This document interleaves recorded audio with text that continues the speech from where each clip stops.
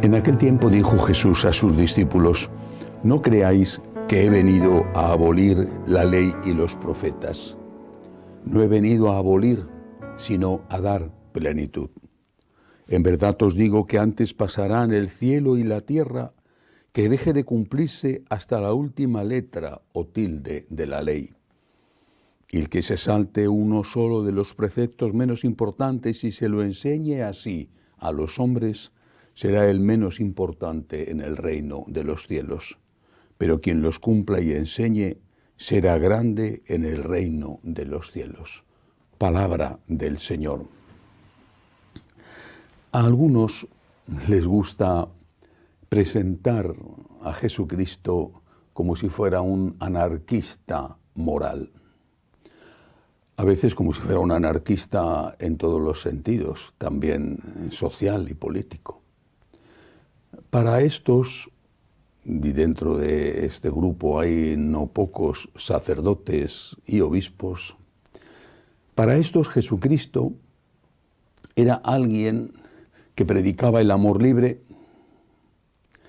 y que permitía a sus discípulos, a sus seguidores, hacer lo que les pidiera el cuerpo, en todos los aspectos, no solo en el aspecto sexual. Jesucristo anarquista, Jesucristo libertino, no libertador, sino libertino. Jesucristo que derogaba toda ley moral para que reinara únicamente el capricho. Ese es el modelo que algunos muestran. Seguramente lo hacen, quiero pensarlo así, con buena intención, quizá para justificarse a sí mismos o pensando que de esa forma quitan cargas en las espaldas de la gente, que así puede dar rienda suelta a sus instintos sin un sentimiento de culpa. Hablan del Dios misericordioso y lo equiparan a este tipo de Dios, al Dios para el cual la frontera entre el bien y el mal se ha difuminado tanto que cada uno la puede situar y dibujar como quiera. Nada que ver con la realidad, nada que ver.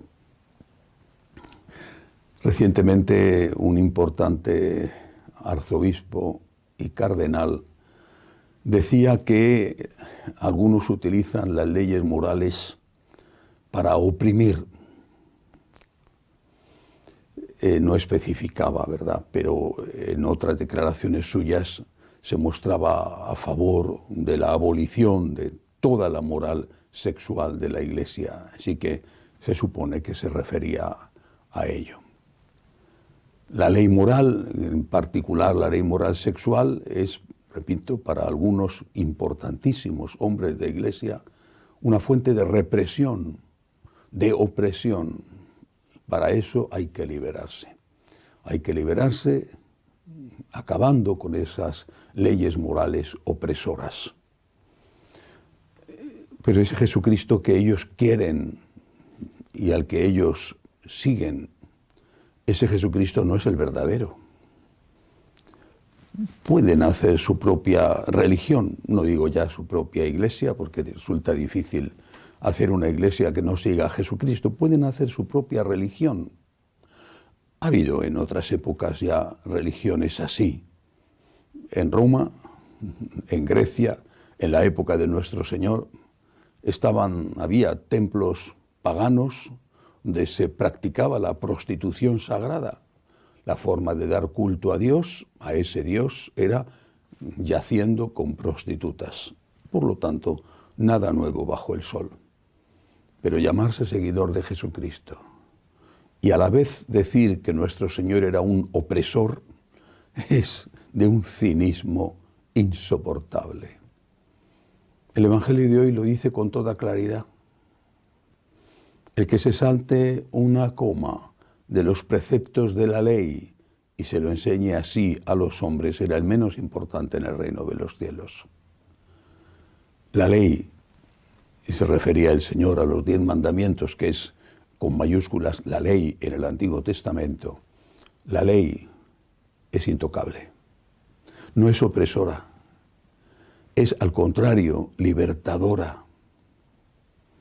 Cuando uno dice que no robar es molesto, es porque está pensando ser un ladrón, pero a la víctima le parece muy bien que exista la ley de no robar. Cuando uno dice que no matar es opresor, es porque está pensando ser un asesino, pero a la víctima que haya una ley que impida el crimen le parece muy bien. Cuando uno dice que las relaciones fuera del matrimonio están muy bien, es porque está pensando ser un adúltero, pero a la víctima, a la esposa o al esposo engañados, le parece muy bien que haya un freno para el adulterio.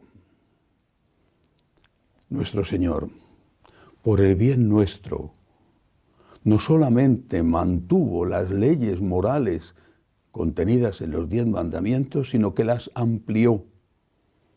Él dice, las llevó a su plenitud, hasta el punto de que cambió algunas cosas y, por ejemplo, prohibió el divorcio o recordó, si es que lo habían olvidado, que no solamente se pecaba con la obra, sino incluso con el pensamiento. El que mira a una mujer con deseo, dice, ya está cometiendo adulterio, ya está cometiendo un pecado. Y así todo lo demás, porque no solamente existe el 6º mandamiento, nuestro Señor habló y dijo claramente que no bastaba con no hacer el mal, sino que había que hacer el bien, y que ese bien que tú podías hacer era tu responsabilidad, y de ese bien hecho o no hecho, tú serías juzgado. Ha llevado la ley a su plenitud, y lo ha hecho porque nos ama, porque ama a la víctima, naturalmente, porque ama a la esposa engañada, o porque ama al que va a ser robado, o calumniado, o asesinado, pero también porque ama al posible agresor, porque el pecado, y yo no sé cómo estos liberacionistas no lo han entendido todavía, el pecado no solamente hace daño a la víctima, sino también al que lo comete. El Señor quiere nuestro bien, el de la víctima y el del asesino. El Señor quiere nuestro bien. Las leyes morales de Jesús son para nuestro bien. Aquellas cosas que resultan difíciles de cumplir, esas cosas son para nuestro bien, el que las cumplamos.